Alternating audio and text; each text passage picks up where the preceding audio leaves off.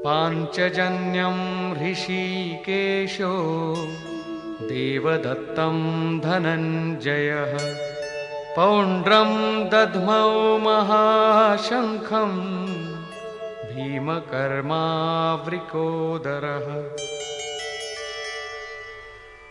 ऋषिकेशः, जो हृदय के सर्वस्व ज्ञाता है, उन कृष्ण ने 5 जन्य शंख बजाया।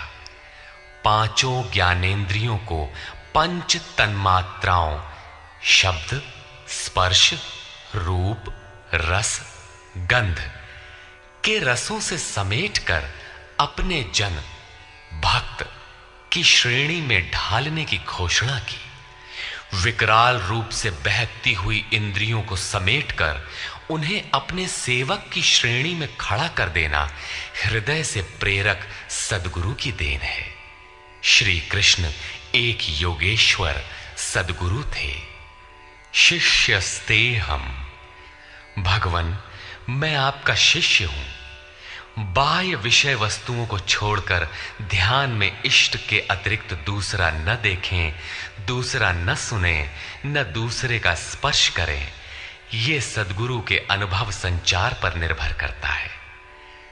देवदत्तम धनंजयः, दैवी संपत्ति को अधीन करने वाला अनुराग ही अर्जुन है। इष्ट के अनुरूप लगाव जिसमें विरह, वैराग्य, अश्रुपात हो। गदगद गिरा नयन बह नीरा, रोमांच हो। इष्ट के अतिरिक्त अन्य विषय वस्तु का लेश मात्र टकराव न होने पाए, उसी को अनुराग कहते हैं। यदि ये सफल होता है तो परम देव परमात्मा में प्रवेश दिलाने वाली दैवी संपद पर आधिपत्य प्राप्त कर लेता है। इसी का दूसरा नाम धनंजय भी है। एक धन तो बाहरी संपत्ति है जिससे शरीर निर्वाह की व्यवस्था होती है। आत्मा से इसका कोई संबंध नहीं है। इससे परे स्थिर आत्मिक संपत्ति ही निज संपत्ति है। बृहदारण्य कोपनिषद में याज्ञवल्क्य ने मैत्रेयी को यही समझाया कि धन से संपन्न पृथ्वी के स्वामित्व से भी अमृतत्व की प्राप्ति नहीं हो सकती। उसका उपाय आत्मिक संपत्ति है। भयानक कर्म वाले भीमसेन ने पौंड्र अर्थात प्रीति नामक महाशंख बजाया। भाव का उद्गम और निवास स्थान हृदय है, इसलिए इसका नाम वृकोदर है। आपका भाव लगाव बच्चे में होता है, किंतु वस्तुतः वो लगाव आपके हृदय में है जो बच्चे में जाकर मूर्त होता है। ये भाव अथाह और महान बलशाली है। उसने प्रीति नामक महाशंख बजाया। भाव में ही वो प्रीति निहित है। इसीलिए भीम ने पौंड्र प्रीति नामक महाशंख बजाया। भाव महान बलवान है, किंतु प्रीति संचार के माध्यम से। हरि व्यापक सर्वत्र समाना, प्रेम ते प्रकट हो ही मैं जाना।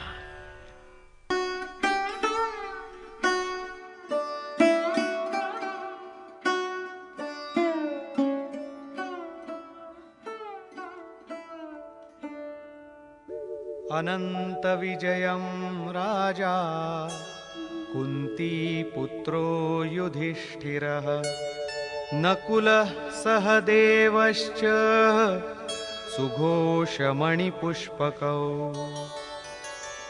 कुंती पुत्र राजा युधिष्ठिर ने अनंत विजय नामक शंख बजाया। कर्तव्य रूपी कुंती और धर्म रूपी युधिष्ठिर। धर्म पर स्थिरता रहेगी तो अनंत विजयम अनंत परमात्मा में स्थिति दिलाएगा। युद्धे स्थिरः सह युधिष्ठिरः। प्रकृति पुरुष क्षेत्र क्षेत्रज्ञ के संघर्ष में स्थिर रहता है, महान दुख से भी विचलित नहीं होता। तो एक दिन जो अनंत है, जिसका अंत नहीं है, वो है परम तत्व परमात्मा, उस पर विजय दिला देता है। नियम रूपी नकुल ने सुघोष नामक शंख बजाया। ज्यों-ज्यों नियम उन्नत होगा, अशुभ का शमन होता जाएगा, शुभ घोषित होता जाएगा। सत्संग रूपी सहदेव ने मणि पुष्पक शंख बजाया। मनीषियों ने प्रत्येक श्वास को बहुमूल्य मणि की संज्ञा दी है। हीरा जैसी श्वासा बातों में बीती जाए। एक सत्संग तो वो है जो आप सत्पुरुषों की वाणी से सुनते हैं, किंतु यथार्थ सत्संग आंतरिक है। श्री कृष्ण के अनुसार आत्मा ही सत्य है, सनातन है। चित्त सब ओर से सिमटकर आत्मा की संगत करने लगे, यही वास्तविक सत्संग है। ये सत्संग चिंतन, ध्यान और समाधि के अभ्यास से संपन्न होता है। ज्यों-ज्यों सत्य के सान्निध्य में सुरत टिकती जाएगी, त्यों-त्यों एक-एक श्वास पर नियंत्रण मिलता जाएगा। मन सहित इंद्रियों का निरोध होता जाएगा। जिस दिन सर्वथा निरोध होगा, वस्तु प्राप्त हो जाएगी। वाद्य यंत्रों की तरह चित्त का आत्मा के स्वर में स्वर मिलाकर संगत करना ही सत्संग है। बाह्य मणि कठोर है, किंतु श्वास मणि पुष्प से भी कोमल है। पुष्प तो विकसित होने या टूटने पर कुम्हलाता है, किंतु आप अगले श्वास तक जीवित रहने की गारंटी नहीं दे सकते। किंतु सत्संग सफल होने पर प्रत्येक श्वास पर नियंत्रण दिलाकर परम लक्ष्य की प्राप्ति करा देता है। इसके आगे पांडवों की कोई घोषणा नहीं है, किंतु प्रत्येक साधन कुछ न कुछ निर्मलता के पथ में दूरी तय करता है। आगे कहते हैं,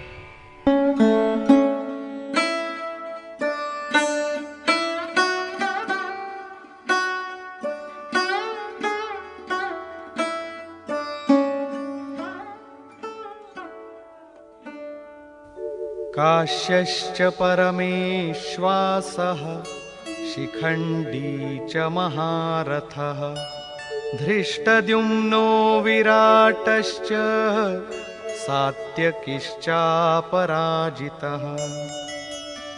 काया रूपी काशी। पुरुष जब सब ओर से मन सहित इंद्रियों को समेटकर काया में ही केंद्रित करता है, तो परमेश्वासः परम ईश में वास का अधिकारी हो जाता है। परम ईश में वास दिलाने में सक्षम काया ही काशी है। काया में ही परम ईश का निवास है। परमेश्वास का अर्थ श्रेष्ठ धनुष वाला नहीं, बल्कि परम धन ईश धन वास है। शिखा सूत्र का त्याग ही शिखंडी है। आजकल लोग सिर के बाल कटा लेते हैं और सूत्र के नाम पर गले की जनेऊ हटा लेते हैं, अग्नि जलाना छोड़ देते हैं। हो गया सन्यास उनका।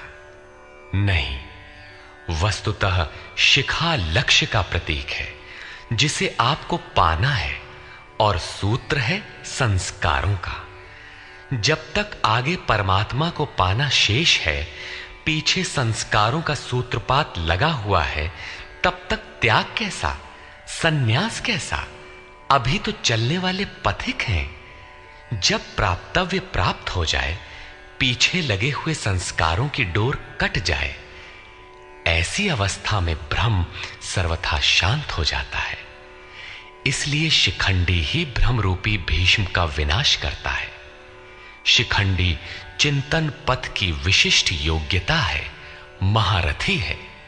धृष्टद्युम्न दृढ़ और अचल मन तथा विराटः सर्वत्र विराट ईश्वर का प्रसार देखने की क्षमता इत्यादि दैवी संपद के प्रमुख गुण हैं। सात्विकता ही सात्य की है।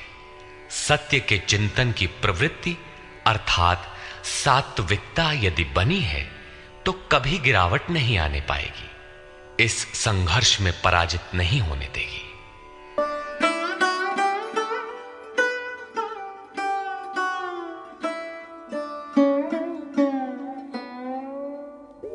द्रुपदो द्रौपदेयाश्च सर्वशः पृथिवीपते सौभद्रश्च महाबाहुः शंखान् दद्मुः पृथक् पृथक्।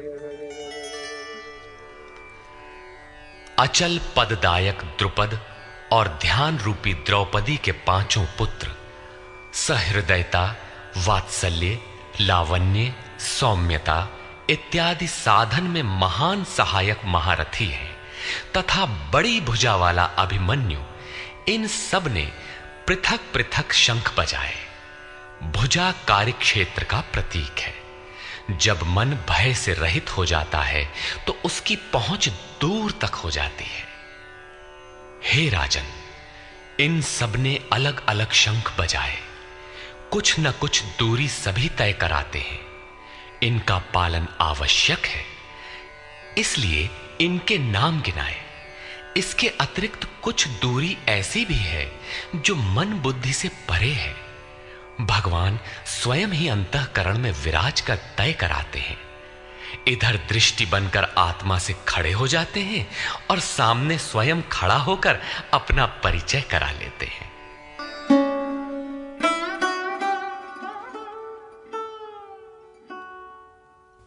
सघोषोधार्तराष्ट्राणां हृदयानि व्यदारयत्। नभश्च पृथिवीं चैव तुमुलो व्यनुनादयन्। उस घोर शब्द ने आकाश और पृथ्वी को भी शब्दायमान करते हुए धृतराष्ट्र पुत्रों के हृदय विदीर्ण कर दिए। सेना तो पांडवों की ओर भी थी, किंतु हृदय विदीर्ण हुए धृतराष्ट्र पुत्रों के। वस्तुतः पांचजन्य दैवी शक्ति पर आधिपत्य, अनंत पर विजय, अशुभ का शमन और शुभ की घोषणा धारावाही होने लगे तो कुरुक्षेत्र आसुरी संपद, बहिर्मुखी प्रवृत्तियों का हृदय विदीर्ण हो जाएगा। उनका बल शनैः शनैः क्षीण होने लगता है। सर्वथा सफलता मिलने पर मोहमयी प्रवृत्तियां सर्वथा शांत हो जाती हैं।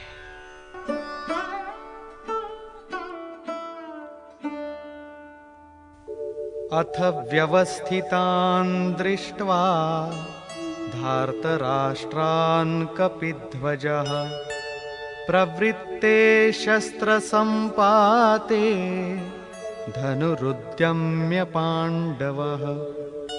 ऋषिकेशं तदा वाक्यम् इदमाह महीपते। सेनयोरुभयोर्मध्ये रथं स्थापयमेच्युत। संयम रूपी संजय ने अज्ञान से आवृत मन को समझाया कि हे राजन, उसके उपरांत कपिध्वजः, वैराग्य रूपी हनुमान, वैराग्य ही ध्वज है जिसका। ध्वज राष्ट्र का प्रतीक माना जाता है।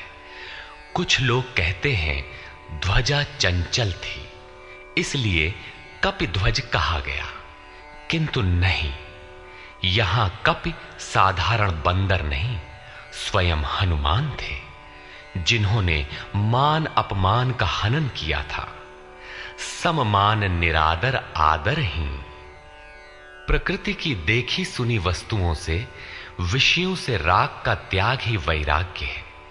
अतः वैराग्य ही जिसकी ध्वजा है, उस अर्जुन ने व्यवस्थित रूप से धृतराष्ट्र पुत्रों को खड़े देखकर शस्त्र चलने की तैयारी के समय धनुष उठाकर ऋषिकेशम, जो हृदय के सर्वस्व ज्ञाता है, उन योगेश्वर श्री कृष्ण से ये वचन कहा, हे अच्युत, जो कभी च्युत नहीं होता, मेरे रथ को दोनों सेनाओं के बीच खड़ा करिए।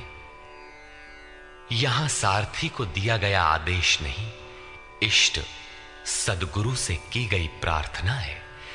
किस लिए खड़ा करें?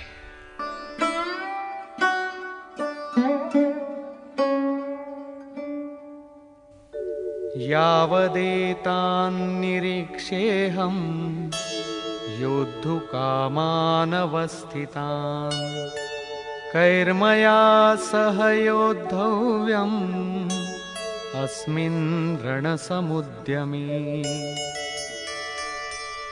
जब तक मैं इन स्थित हुए युद्ध की कामना वालों को अच्छी प्रकार देख न लूं कि इस युद्ध के उद्योग में मुझे किन किन के साथ युद्ध करना योग्य है, इस युद्ध व्यापार में मुझे किन किन के साथ युद्ध करना है। योत्स्यमानान् वेक्षेऽहं य एतेऽत्र समागताः धार्तराष्ट्रस्य दुर्बुद्धेर्युद्धे प्रियचिकीर्षवः। दुर्बुद्धि दुर्योधन का युद्ध में कल्याण चाहने वाले जो ये राजा लोग इस सेना में आए हैं, उन युद्ध करने वालों को मैं देखूंगा, इसलिए खड़ा करें। मोह रूपी दुर्योधन, मोहमयी प्रवृत्तियों का कल्याण चाहने वाले जो राजा इस युद्ध में आए हैं, उनको मैं देख लूं। संजय उवाच।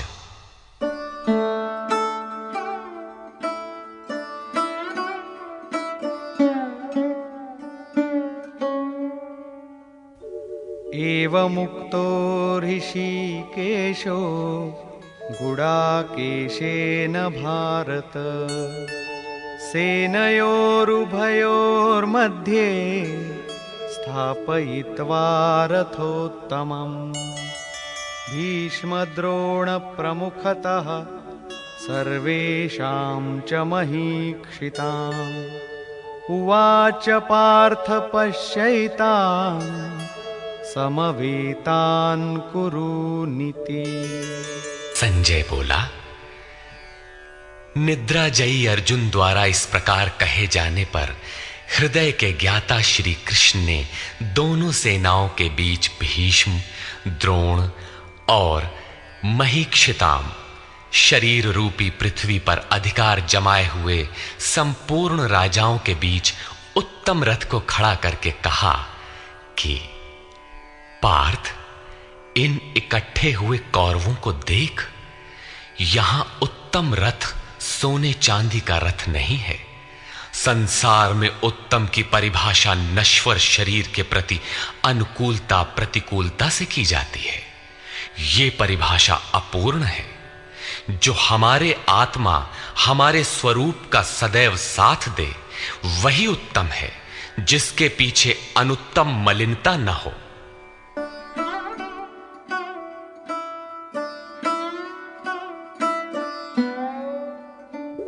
तत्रापश्यत् स्थितान् पार्थः पितॄनथ पितामहान् आचार्यान् मातुलान् भ्रातॄन् पुत्रान् पौत्रान् सखींस्तथा श्वशुरान् सुहृदश्चैव सेनयोरुभयोरपि।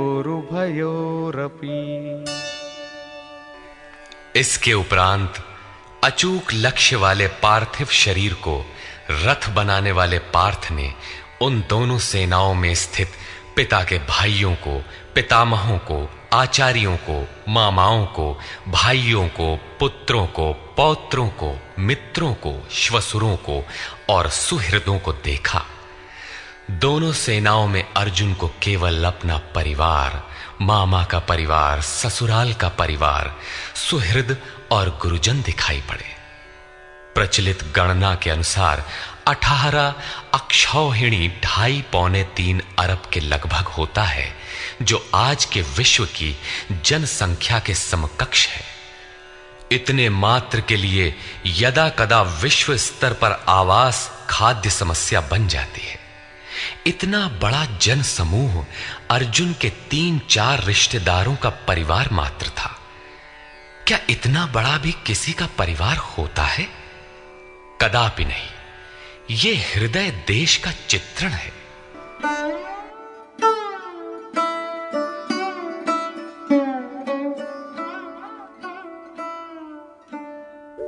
तान् समीक्ष्य स कौन्तेयः सर्वान् बन्धूनवस्थितान् कृपया परयाविष्टो विषीदन्निदमब्रवीत्। इस प्रकार खड़े हुए उन संपूर्ण बंधुओं को देखकर अत्यंत करुणा से आवृत वो कुंती पुत्र अर्जुन शोक करता हुआ बोला। अर्जुन उवाच।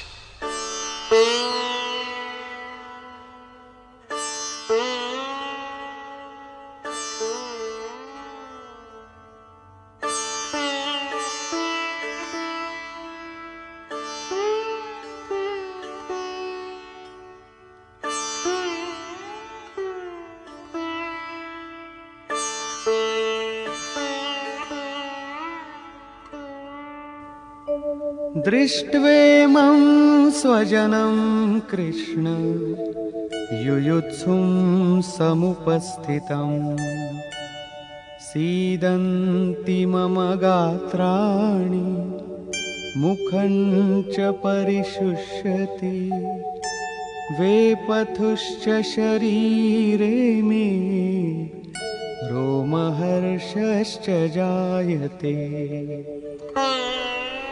हे कृष्ण, इस युद्ध की इच्छा वाले खड़े हुए स्वजन समुदाय को देखकर मेरे अंग शिथिल हुए जाते हैं, मुख सूखा जाता है और मेरे शरीर में कंप तथा रोमांच हो रहा है। इतना ही नहीं, गांडीवं स्रंसते हस्तात् त्वक्चैव परिदह्यते न च शक्नोम्यवस्थातुं भ्रमतीव च मे मनः। हाथ से गांडीव गिरता है, त्वचा भी जल रही है। अर्जुन को ज्वर सा हो आया, संतप्त हो उठा कि ये कैसा युद्ध है जिसमें स्वजन ही खड़े हैं। अर्जुन को भ्रम हो गया। वो कहता है, अब मैं खड़ा रह पाने में भी अपने को असमर्थ पा रहा हूं, अब आगे देखने की सामर्थ्य नहीं है। निमित्तानि च पश्यामि विपरीतानि केशव न च श्रेयोनुपश्यामि हत्वा स्वजनमाहवे। हे केशव, इस युद्ध का लक्षण भी विपरीत ही देखता हूं। युद्ध में अपने कुल को मारकर परम कल्याण भी नहीं देखता हूं। कुल को मारने से कल्याण कैसे होगा?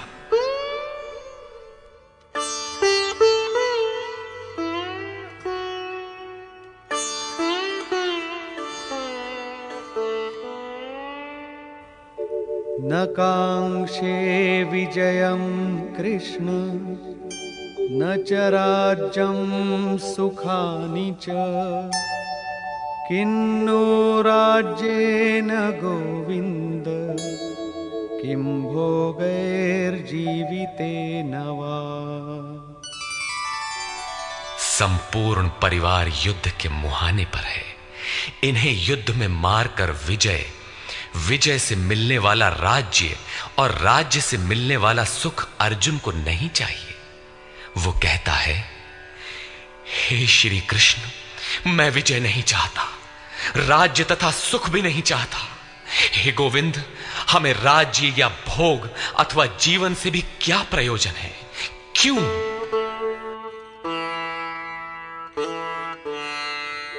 येषामर्थे कांक्षितं नो राज्यं भोगाः सुखानि च तैमेव स्थिता युद्धे प्राणान् त्यक्त्वा धनानि च।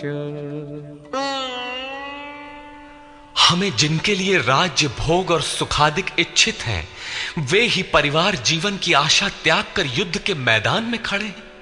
हमें राज्य इच्छित था तो परिवार को लेकर, भोग सुख और धन की पिपासा थी तो स्वजन और परिवार के साथ उन्हें भोगने की थी। किंतु जब सब के सब प्राणों की आशा त्याग कर खड़े हैं तो मुझे सुख राज्य या भोग नहीं चाहिए। ये सब इन्हीं के लिए प्रिय थे। इनसे अलग होने पर हमें इनकी आवश्यकता नहीं है। जब तक परिवार रहेगा तब तक ये वासनाएं भी रहती हैं।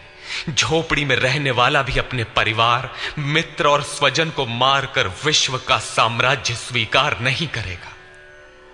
अर्जुन यही कहता है कि हमें भोग प्रिय थे, विजय प्रिय थी, किंतु जिनके लिए थी, जब वे ही नहीं रहेंगे तो भोगों से क्या प्रयोजन? इस युद्ध में मारना किसे है?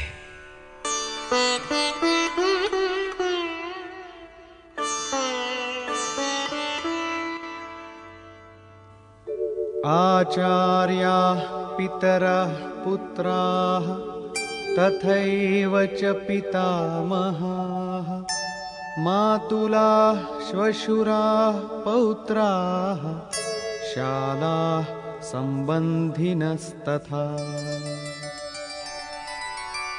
इस युद्ध में ताऊ, चाचे, लड़के और इसी प्रकार दादा, मामा, श्वसुर, पोते, साले तथा समस्त संबंधी ही हैं।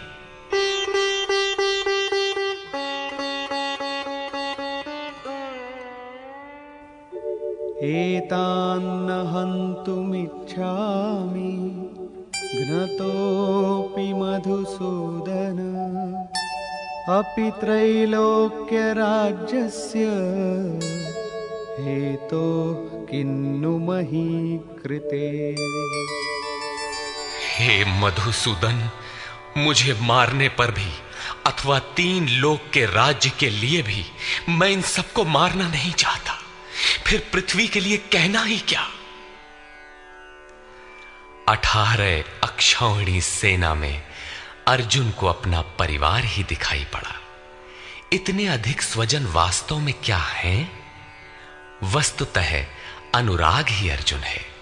भजन के आरंभ में प्रत्येक अनुरागी के समक्ष यही समस्या रही है। सभी चाहते हैं कि हम भजन करें, उस परम सत्य को पालें, किंतु किसी अनुभवी सद्गुरु के संरक्षण में कोई अनुरागी जब क्षेत्रज्ञ के संघर्ष को समझता है कि हमें किन से लड़ना है, तो वो हताश हो जाता है। वो चाहता है कि हमारे पिता का परिवार, ससुराल का परिवार, मामा का परिवार, सुहृद, मित्र और गुरुजन साथ रहे, सभी सुखी रहें और इन सब की व्यवस्था करते हुए हम परमात्म स्वरूप की प्राप्ति भी कर लें। किंतु जब वो समझता है कि आराधना में अग्रसर होने के लिए परिवार छोड़ना होगा, इन संबंधों का मोह समाप्त करना होगा, तो वो अधीर हो उठता है। पूज्य महाराज जी कहा करते थे, मरना और साधु होना बराबर है। साधु के लिए सृष्टि में दूसरा कोई जीवित है भी, किंतु घर वालों के नाम पर कोई नहीं है। यदि कोई है तो लगाव है, मोह समाप्त कहां हुआ? जहां तक लगाव है, उसका पूर्ण त्याग, उस लगाव के सअस्तित्व मिटने पर ही उसकी विजय है। इन संबंधों का प्रसार ही तो जगत है, अन्यथा जगत में हमारा क्या है? तुलसीदास कहे चिद विलास जग, बूझत बूझत बूझ है। मन का प्रसार ही जगत है। योगेश्वर कृष्ण ने भी मन के प्रसार को ही जगत कहकर संबोधित किया। जिसने इसके प्रभाव को रोक लिया, उसने चराचर जगत ही जीत लिया।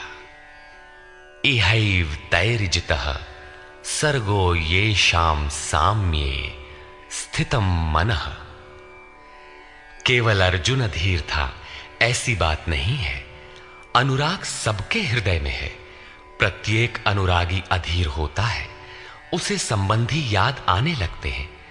पहले वो सोचता था कि भजन से कुछ लाभ होगा तो ये सब सुखी होंगे, इनके साथ रहकर उसे भोगेंगे। जब ये साथ ही नहीं रहे तो सुख लेकर क्या करेंगे? अर्जुन की दृष्टि राज्य सुख तक ही सीमित थी। वो त्रिलोकी के साम्राज्य को ही सुख की पराकाष्ठा समझता था। इसके आगे भी कोई सत्य है, इसकी जानकारी अर्जुन को अभी नहीं है।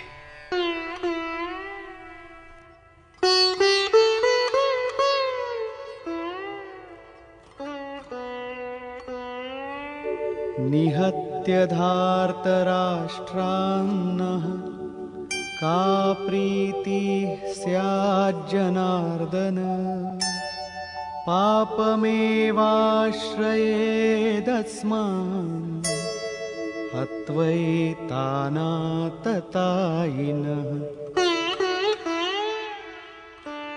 हे जनार्दन, धृतराष्ट्र के पुत्रों को मारकर भी हमें क्या प्रसन्नता होगी।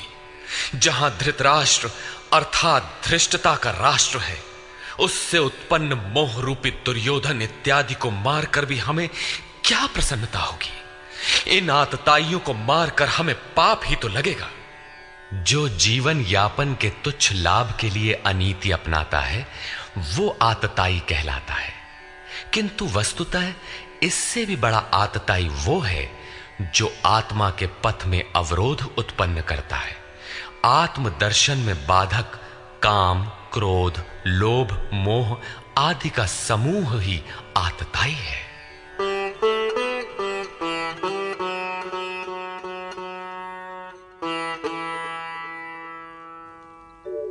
तस्मान्नार्हा वयं हन्तुं धार्तराष्ट्रान् स्वबान्धवान् स्वजनं हि कथं हत्वा सुखिनः स्याम माधव।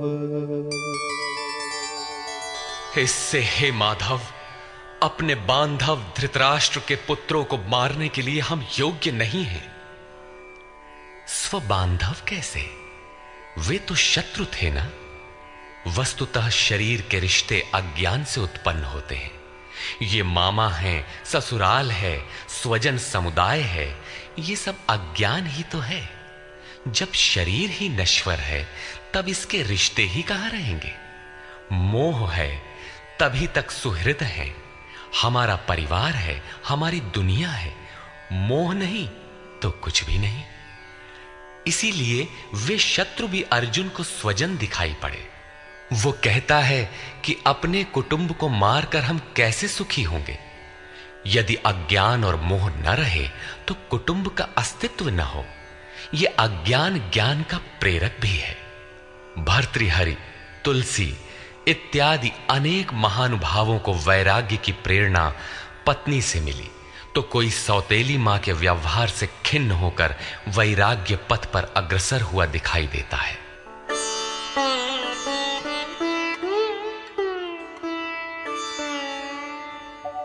यद्यप्येतेन पश्यन्ति लोभोपहत चेतसः कुलक्षयकृतं दोषं मित्रद्रोहे च पातकम्। यद्यपि लोभ से भ्रष्ट चित्त हुए ये लोग कुल नाश के दोष और मित्र द्रोह के पाप को नहीं देखते हैं। ये उनकी कमी है। फिर भी कथं न ज्ञेयमस्माभिः पापादस्मान्निवर्तितुं कुलक्षयकृतं दोषं प्रपश्यद्भिर्जनार्दन। हे जनार्दन, कुल नाश से होने वाले दोषों को जानने वाले हम लोगों को इस पाप से हटने के लिए क्यों नहीं विचार करना चाहिए। मैं ही पाप करता हूं ऐसी बात नहीं, आप भी भूल करने जा रहे हैं।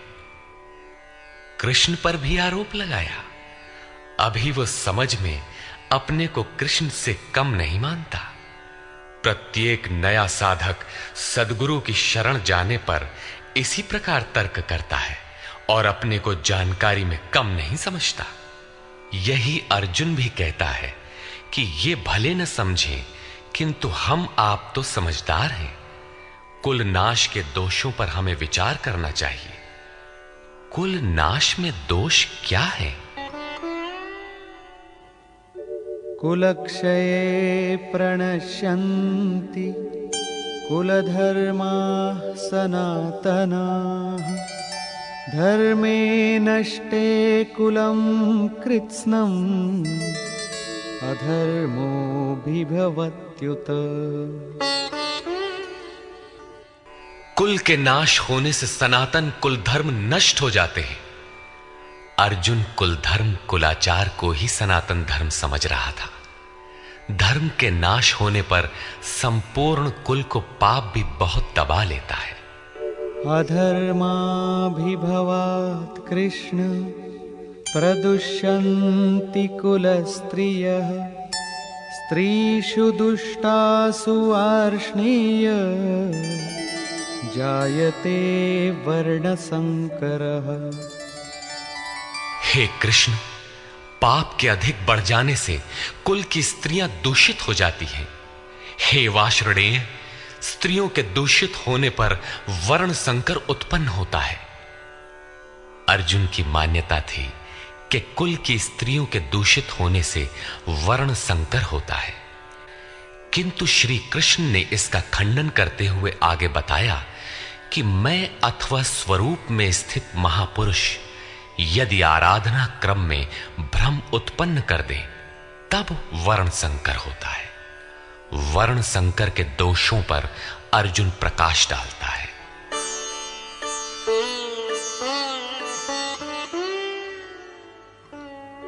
संकरो नरकायैव कुलघ्नानां कुलस्य च। पतन्ति पितरो येषां लुप्तपिण्डोदकक्रियाः।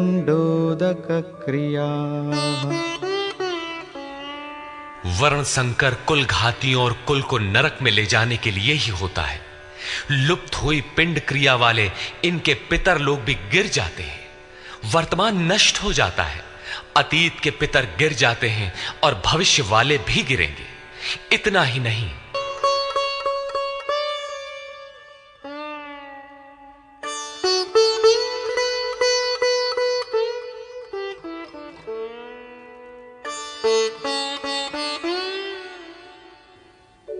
दोषैरेतैः कुलघ्नानां वर्णसंकरकारकैः उत्साद्यन्ते जातिधर्माः कुलधर्माश्च शाश्वताः।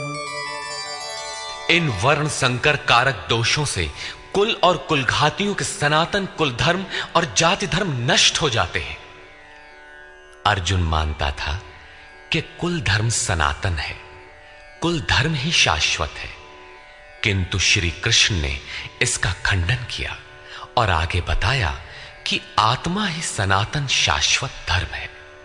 वास्तविक सनातन धर्म को जानने से पहले मनुष्य धर्म के नाम पर किसी न किसी रूढ़ि को जानता है। ठीक इसी प्रकार अर्जुन भी जानता है, जो कृष्ण के शब्दों में एक रूढ़ि है।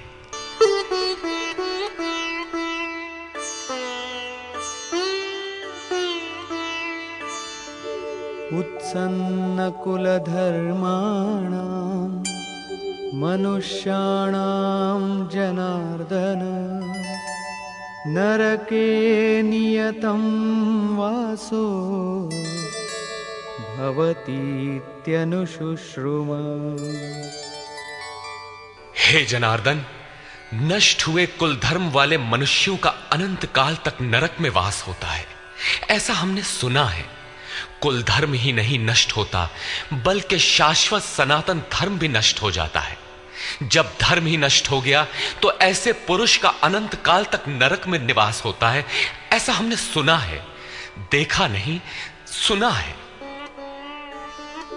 अहो बत महत् पापं कर्तुं व्यवसिता वयं यद्राज्यसुखलोभेन हन्तुं स्वजनमुद्यताः।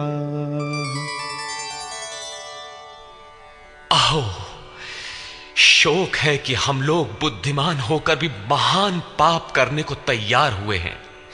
राज्य और सुख के लोभ से अपने कुल को मारने के लिए उद्यत हुए हैं। अभी अर्जुन अपने को कम ज्ञाता नहीं समझता। आरंभ में प्रत्येक साधक इसी प्रकार बोलता है, महात्मा बुद्ध का कथन है कि मनुष्य जब अधूरी जानकारी रखता है तो अपने को महान ज्ञानी समझता है, और जब आधे से आगे की जानकारी हासिल करने लगता है तो अपने को महान मूर्ख समझता है। ठीक इसी प्रकार अर्जुन भी अपने को ज्ञानी ही समझता है। वो कृष्ण को ही समझाता है कि उस पाप से परम कल्याण हो, ऐसी बात भी नहीं।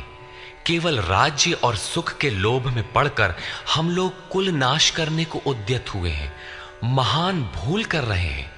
हम ही भूल कर रहे हैं ऐसी बात नहीं, आप भी भूल कर रहे हैं। एक धक्का कृष्ण को भी दिया।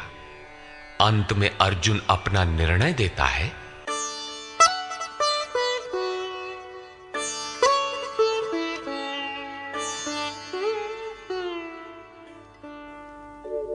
यदि माम प्रतीकारम् अशस्त्रं शस्त्रपाणयः धार्तराष्ट्रारणे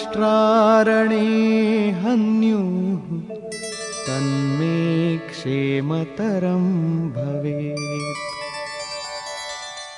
यदि मुझ शस्त्र रहित न सामना करने वाले को शस्त्रधारी धृतराष्ट्र के पुत्र रण में मारे तो उनका वो मारना भी मेरे लिए अति कल्याणकारक होगा। इतिहास तो कहेगा कि अर्जुन समझदार था, जिसने अपनी बलि देकर युद्ध बचा लिया। लोग प्राणों की आहुति दे डालते हैं कि भोले भाले मासूम बच्चे सुखी रहें, कुल तो बचा रहे। मनुष्य विदेश चला जाए, वैभवपूर्ण प्रासाद में रहे, किंतु 2 दिन बाद उसे अपनी छोड़ी हुई झोपड़ी याद आने लगती है। मोह इतना प्रबल होता है। इसीलिए अर्जुन कहता है कि शस्त्रधारी धृतराष्ट्र के पुत्र मुझ न प्रतिकार करने वाले को रण में मार दें, तब भी वो मेरे लिए अति कल्याणकारी होगा, ताकि लड़के तो सुखी रहें। संजय उवाच।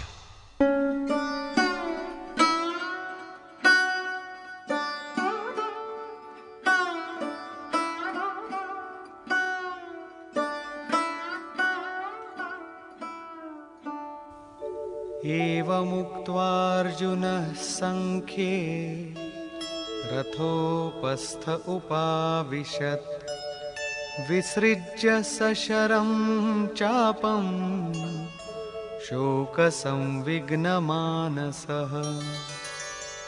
संजय बोला कि रणभूमि में शोक से उद्विग्न मन वाला अर्जुन इस प्रकार कहकर बाण सहित धनुष को त्याग कर रथ के पिछले भाग में बैठ गया, अर्थात क्षेत्र क्षेत्रज्ञ के संघर्ष में भाग लेने से पीछे हट गया।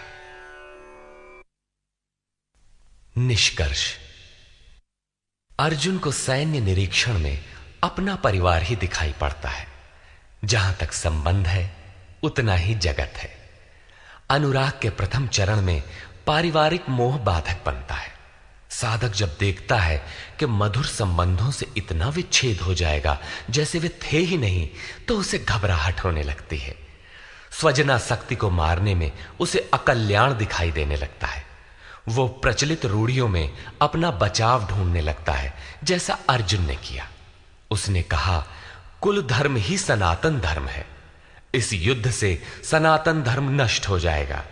कुल की स्त्रियां दूषित होंगी, वर्ण संकर पैदा होगा, जो कुल और कुल घातियों को अनंत काल तक नरक में ले जाने के लिए ही होता है।